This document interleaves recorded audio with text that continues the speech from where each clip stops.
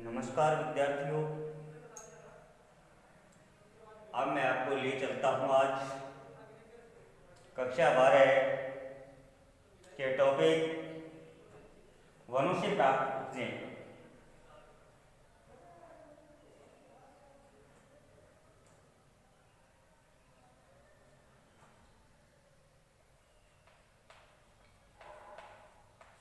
वनों से प्राप्त उपजें। विद्यार्थियों, वनों से हम बहुत सारी वस्तुएं प्राप्त करते हैं, बहुत सारी उपज प्राप्त होती हैं वनों के द्वारा। इन वनों से प्राप्त होने वाले उपजों को हम दो भागों में बांटते हैं। कौन कौन से दो भागों में? नंबर 1 मुख्य उपजें, मुख्य उपजें और गौण उपजें। विद्यार्थियों, जो मुख्य उपज है, इस मुख्य उपज में केवल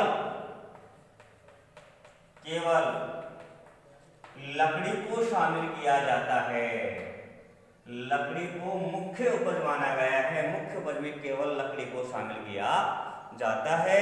अब हम बता सकते हैं कि कौन कौन से वृक्षों की लकड़ी मुख्य उपजों में शामिल हैं। विद्यार्थियों, आपके ध्यान रहना चाहिए वृक्षों के नाम। उन जिन वृक्षों के नाम लिखोगे वही आपका सही है। और क्या लिखोगे कि इन वृक्षों की लकड़ी को मुख्य उपज में शामिल किया जाता है। जैसे साल है, सागवान है, शीशम है, या फिर चीड़ है। चीड़ के साथ बबूल, बांस, नीम, आम। बबूल, बांस, नीम, आम आदि वृक्षों के लकड़ियों को मुख्य उपज में शामिल किया जाता है। बात आती है कौन से? तो विद्यार्थियों, लकड़ी के अलावा जो भी वस्तुएं हमें वनों से प्राप्त होती हैं, उन सभी को गौण उपजों में शामिल किया जाता है। तो बताएंगे लकड़ी के अलावा प्राप्त होने वाले अन्य सभी पदार्थों को गौण उपजों में शामिल किया जाता है। अब देखिए विद्यार्थियों, इसके अलावा क्या क्या प्राप्त होता है आपको सबको पता है। वनों से शहद प्राप्त होता है, मधुमक्खियों का लाख प्राप्त होता है, गौण प्राप्त होता है, कत्था प्राप्त होता है, रबड़ प्राप्त होता है। इसके साथ साथ औषधि प्राप्त होती हैं, जड़ी बूटियां प्राप्त होती हैं। जड़ी बूटियां। इसके अलावा वनों से चमड़ा रंगने का छाल प्राप्त होता है। तो कुल मिलाकर कहने का मतलब ये है कि लकड़ी के अलावा जितने भी अन्य वस्तुएं हमें वनों से प्राप्त होती हैं, उनको गौण उपजों में शामिल किया जाता है।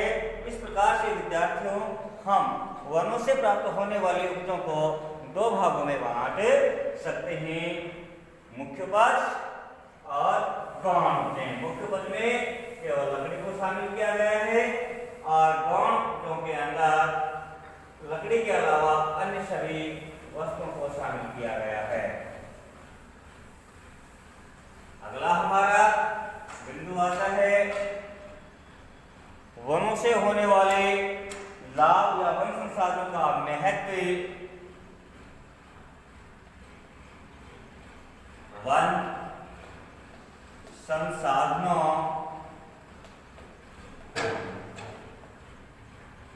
का महत्व। विद्यार्थियों, वन संसाधनों का महत्व का अध्ययन जब हम करते हैं तो पता लगता है कि लाभ कहें या महत्व कहें तो भाई एक तो हम देखते हैं कि सीधे हमें जलाने के लिए लकड़ी मिलती है, फर्नीचर के लिए लकड़ी मिलती है, या फिर अन्य कार्य जो हमें स्पष्ट दिखाई दे रहे हैं। लेकिन दूसरी तरफ वनों से वायुमंडल में आर्द्रता बढ़ती है, वाष्पोत्सर्जन से वो हमें दिखाई नहीं देता है। उस आर्द्रता के बढ़ने के कारण वर्षा अधिक होती है, वो हमें दिखाई नहीं देता है। पेड़ की जड़ें जैसे गहराई में जाएंगी तो भूमिगत जल स्तर को या भूमिगत जल को ऊपर की ओर खींचने का प्रयास करते हैं वृक्षों की जड़ें, वो हमें दिखाई नहीं देता है। इस तो कहने का मतलब ये हुआ कि वनों से होने वाले लाभ हैं, उनमें से कुछ तो हमें दिखाई देते हैं और कुछ हमें दिखाई नहीं देते। इस प्रकार से वन संसाधनों के महत्व को हम दो भागों में बांट सकते हैं, लाभ को दो भागों में बांट सकते हैं। एक तो प्रत्यक्ष लाभ और दूसरे अप्रत्यक्ष लाभ है। तो लीजिए पहले प्रत्यक्ष लाभ और इधर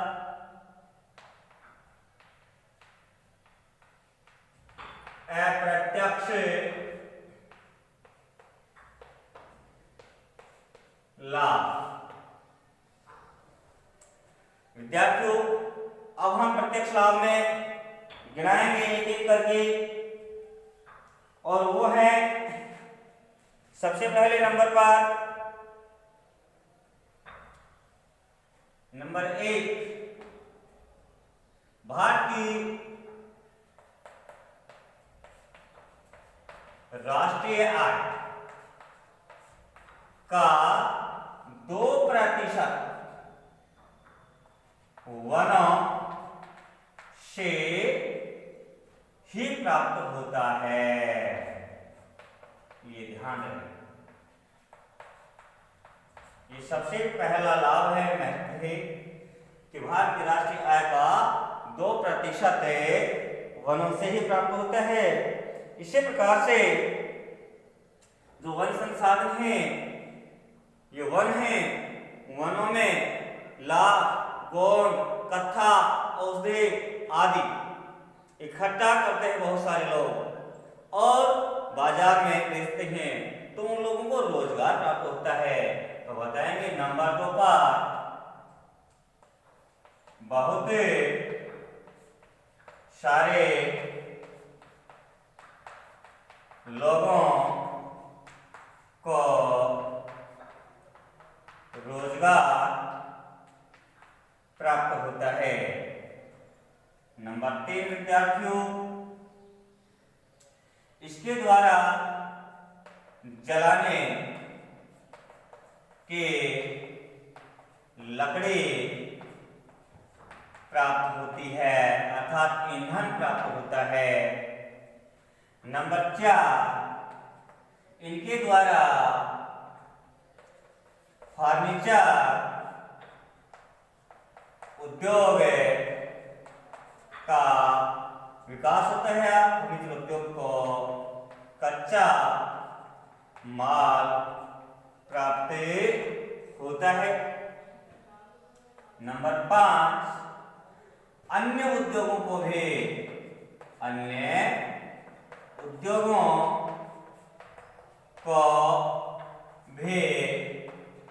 कच्चा माल प्राप्त होता है, जैसे रबड़ उद्योग है, कागज उद्योग है, माचिस उद्योग है, बीड़ी उद्योग है, अगरबत्ती उद्योग है।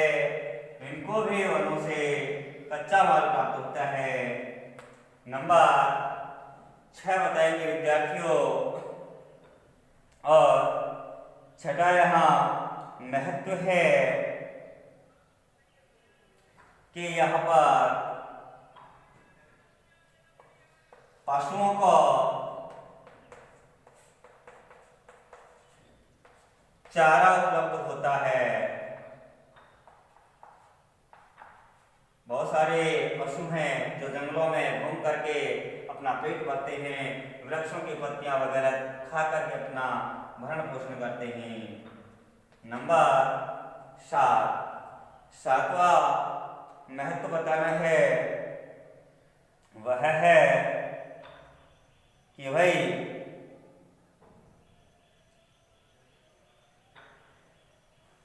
वन है,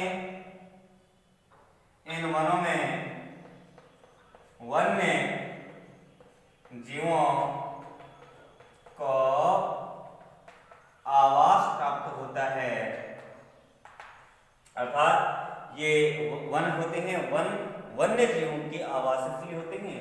अगर वन का विस्तार कम होता चला जाएगा तो वन्य जीवों की संख्या भी घटती हुई चली जाती है, क्योंकि वन्य जीवों का आवास धीरे धीरे समाप्त होता हुआ चला जाता है। इसी प्रकार से विद्यार्थियों को बताया गया है कि जो वन है, इन वनों के अंदर आदिवासी लोग अपना जीवन यापन करते हैं। इस प्रकार से हम वन संसाधनों का प्रत्यक्ष महत्व बताएंगे। इसके बाद आता है अप्रत्यक्ष महत्व या अप्रत्यक्ष लाभ। अप्रत्यक्ष लाभों की जब हम चर्चा करते हैं विद्यार्थियों, तो सबसे पहला आता है नंबर 1, वृक्ष हैं, वृक्षों से वाष्पोत्सर्जन होता है। तो बताएंगे वृक्षों से वाष्पोत्सर्जन के कारण आर्द्रता, ये लिखेंगे कि वनों के वृक्षों से वाष्पोत्सर्जन होता है, जिससे वायुमंडल में आर्द्रता बढ़ती है, जो मौसम को सम बनाए रखती है। नंबर 2, आर्द्रता जितनी अधिक बढ़ती है, यह आर्द्रता वर्षा कराने में सहायक होती है। तो जितने अधिक वृक्ष होंगे उतनी आर्द्रता बढ़ेगी, और जितनी आर्द्रता बढ़ेगी वर्षा की मात्रा बढ़ती हुई चली जाएगी। नंबर 3, इनके जड़ें गहराई तक जाती हैं, और गहराई तक जाकर के और भूमिगत जल को ऊपर उठाती है अपने खुद की प्यास मिटाने के लिए। तो उससे भूमिगत जल स्तर भी ऊंचा उठता है। इनकी जड़ें भूमिगत जल स्तर को ऊंचा उठाने में सहयोग करती हैं। विद्यार्थियों, नंबर 4, इसके द्वारा, वनों के द्वारा, वृक्षों के द्वारा जीवनदायिनी ऑक्सीजन गैस प्राप्त होती है, जो जीव के जीवन को बनाए रखने में महत्वपूर्ण गैस है। विद्यार्थियों, इसी प्रकार से आगे बढ़ते हैं कि भाई यदि ये वृक्षों के पंक्तियां लगी हुई हैं तो ये एक दीवार की भांति काम करते हैं। अगर कोई तेज हवा आती है तो वो दीवार को पार नहीं कर पाती, दीवार हवा के वेग को रोक देती है, उसी प्रकार से वृक्ष हैं, ये हवा के वेग को रोकते हैं, वेग को कम करते हैं, जिससे हम कहेंगे कि वृक्ष अधिक हो जहां होते हैं वहां पर आंधी तूफान कम आने की संभावना होती है। तो बताएंगे आंधी तूफान के वेग को कम करते हैं कौन? वृक्ष या वन। इसी प्रकार से जब वर्षा अधिक होती है तो वर्षा का जल बहुत तीव्र गति से बहता है, जिससे मृदा अपरदन होता है। लेकिन जब वृक्ष होंगे, वन होंगे, तो वनों से वर्षा का जल टकराएगा तो वेग कम होगा, बहते हुए जल का वेग कम होगा, तो मृदा अपरदन पर भी नियंत्रण स्थापित होगा। तो अगला महत्व बताएंगे कि बहते जल के वेग को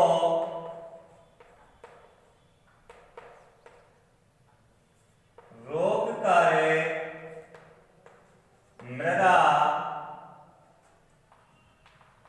अपरदन पर नियंत्रण स्थापित करते हैं।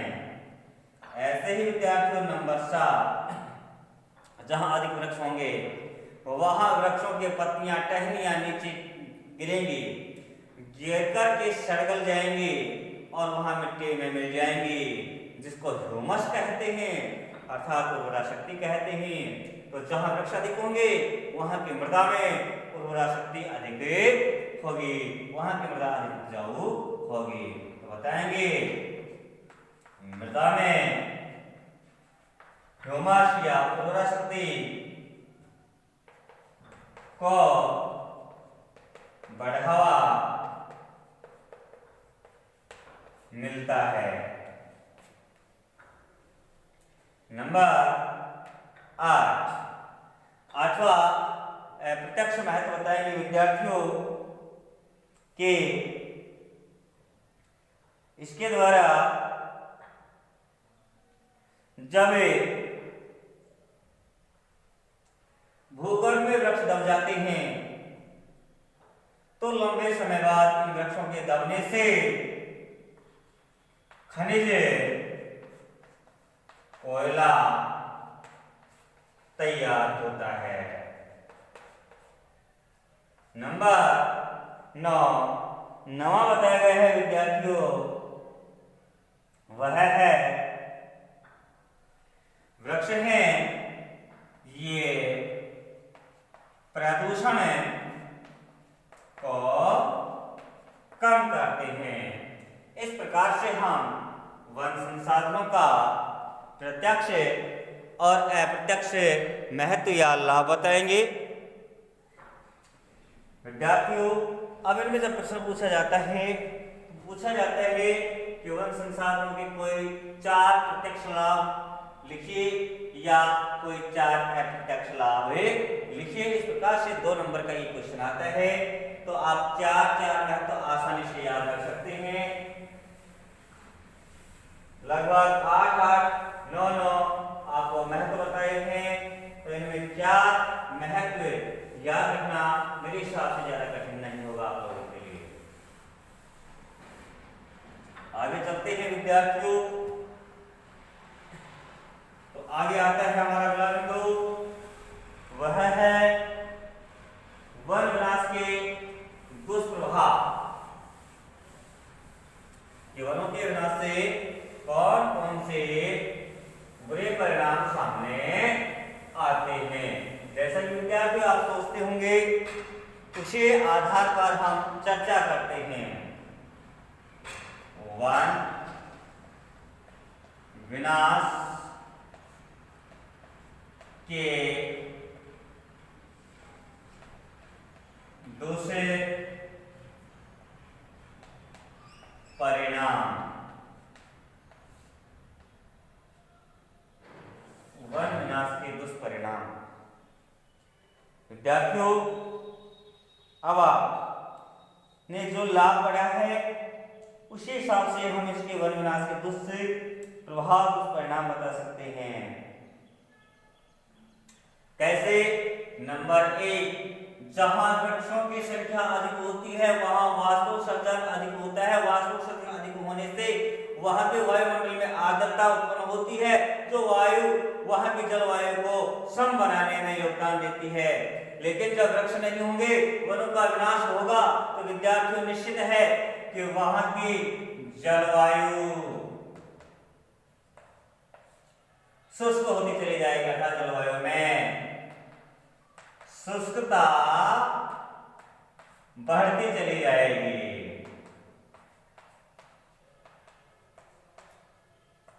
इसी प्रकार से शुष्कता बढ़ेगी, आर्द्रता कम होगी, तो वर्षा की मात्रा धीरे धीरे घटती चली जाएगी। तो बताएंगे वन विनाश से वर्षा की मात्रा घटती चली जाएगी। विद्यार्थियों, वर्षा की मात्रा घटती चली जाएगी तो भूमि का जल स्तर गहराता हुआ चला जाएगा। यानी बताएंगे भूमि का जल स्तर गहरा जाएगा, बहुत नीचे चला जाएगा। इसी प्रकार से विद्यार्थियों, वृक्ष कटेंगे तो ऑक्सीजन की मात्रा कम होगी, कार्बन डाइऑक्साइड यानी जहरीली गैसें बढ़ जाएंगी, जिससे पर्यावरण दूषित होगा, पर्यावरण दूषित होता चला जाएगा। वृक्ष कटेंगे तो ये ध्यान रखिए, जो वन है, वनों में वन्य जीव निवास करते हैं, और जब वन ही नहीं रहेंगे, वन कट जाएंगे, तो वन्य जीवों की आवास स्थली नष्ट हो जाएगी, जिससे वन्य जीवों की संख्या धीरे धीरे घटती चली जाएगी। तो बताएंगे वन्य जीवों की संख्या में लगातार कमी होती चली जाती है। विद्यार्थियों, वन्य जीवों की संख्या में जब लगातार कमी होती चली जाएगी तो निश्चित है कि जैविक संतुलन उत्पन्न नहीं होगा, और जैविक संतुलन नहीं होगा तो पारिस्थितिकी तंत्र विफल हो जाएगा। तो बताएंगे जैविक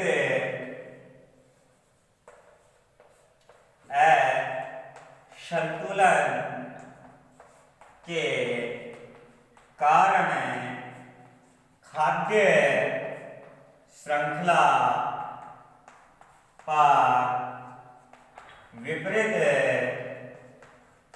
प्रभाव पड़ेगा, जिससे पारिस्थितिकी